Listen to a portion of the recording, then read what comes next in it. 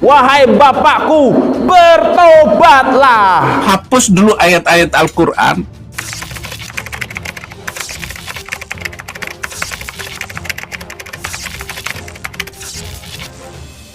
HNW minta Saifuddin Ibrahim segera ditangkap karena dinilai nista agama. Karena pesantren itu melahirkan kaum radikal semua. Seperti saya ini dulu radikal. Karena saya belajar di pesantren. Saya mengajar di pesantren Zaitun Indramayu. Itu pusat teroris itu, Pak.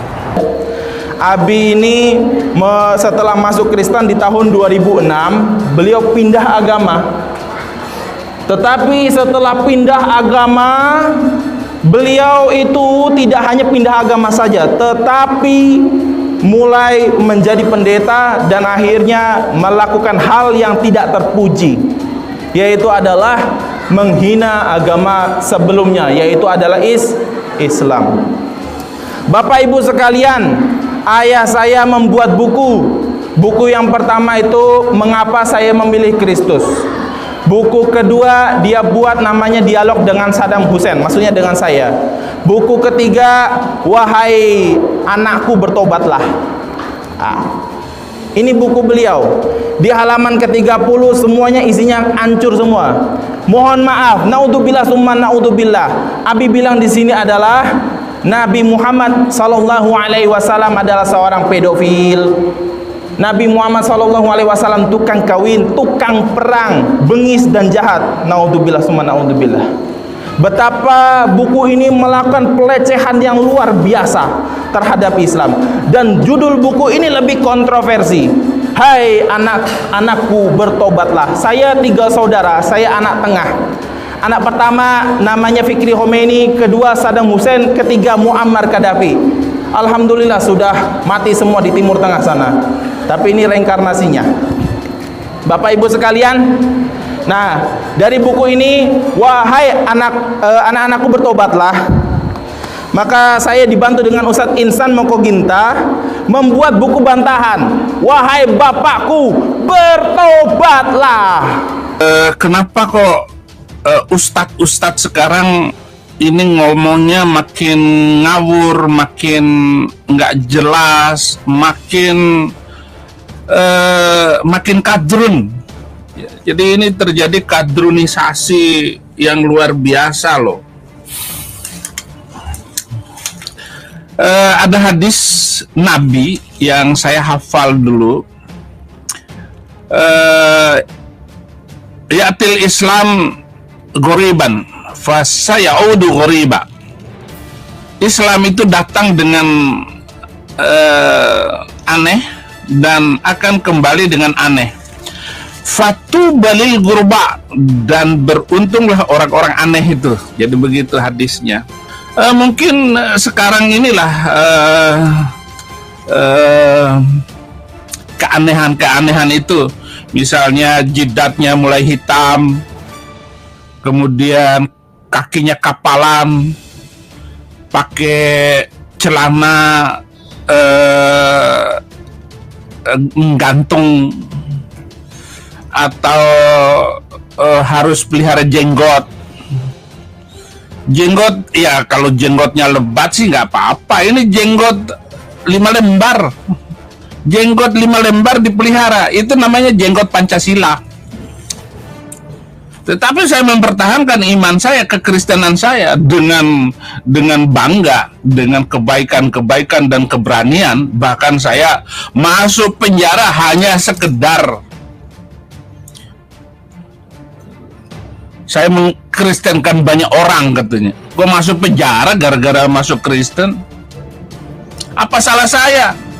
Indonesia bebas beragama kok. Saya dituduh penista agama. Menistakan agama siapa? Berarti saya sudah berhasil menistakan agama dong. Agama apa yang saya nistakan? Jadi tolol banget. Orang tolol. Lah kalau kita ikuti ayat Al-Quran, ya hancur dunia ini, hancur Indonesia. Karena Al-Quran boleh membunuh manusia lain karena beda agama, boleh membunuh orang Yahudi dan orang Kristen. Ayatnya nggak usah dibuka. Hafal semua saya ayat-ayat itu. Sombong amat. Saudara, Al-Quran itu yang menghina kekristenan. Al-Quran yang menghina Yahudi, yang menyinggung-nyinggung Kristen. Kalau nggak mau disinggung, jangan nyinggung. Atau hapus dulu ayat-ayat Al-Quran yang menyinggung kekristenan. Bahkan boleh membunuh kekristenan. Innalladzina kafaru min ahlil kitabi wal musyrikina fi nari jahannam khalidina fiha ulaika hum syarrul bariyah.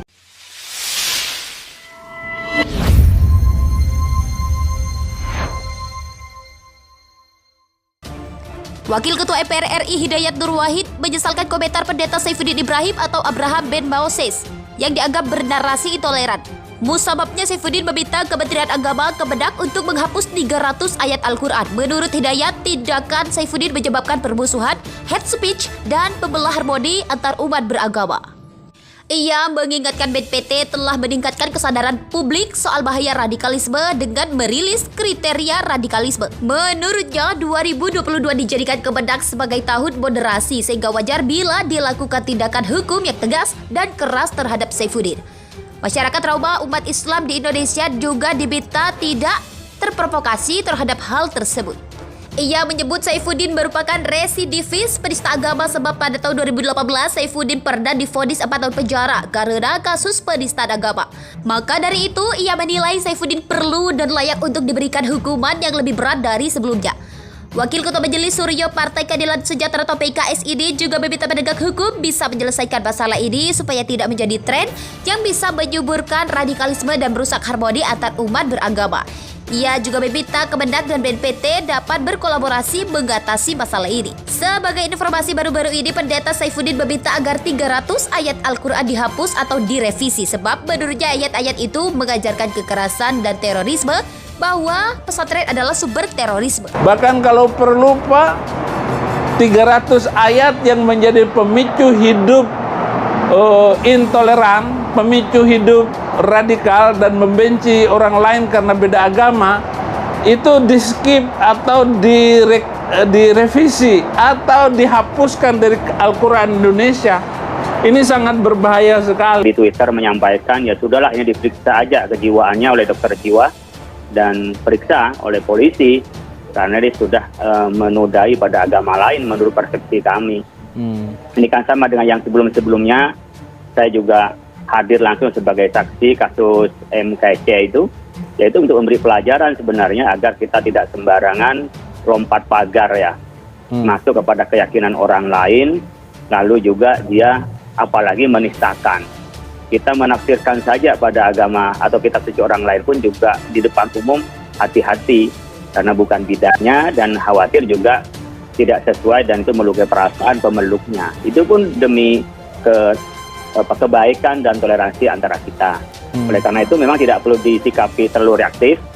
Saya punya keyakinan segera bertindak penegak hukum sebagaimana kepada yang sebelumnya kita pasrahkan dan kita serahkan dan mungkin kita lihat perkembangannya bagaimana penegak hukum melakukan hal-hal yang seperti ini meskipun hanya di media sosial, tapi ini sudah masuk pada satu yang melukai perasaan. Saya pikir harus diproses sehingga masyarakat lebih tenang dan besok-besok juga menjadi aspek jerah bagi yang melakukannya dan bagi kita yang menjadi penggiat di media sosial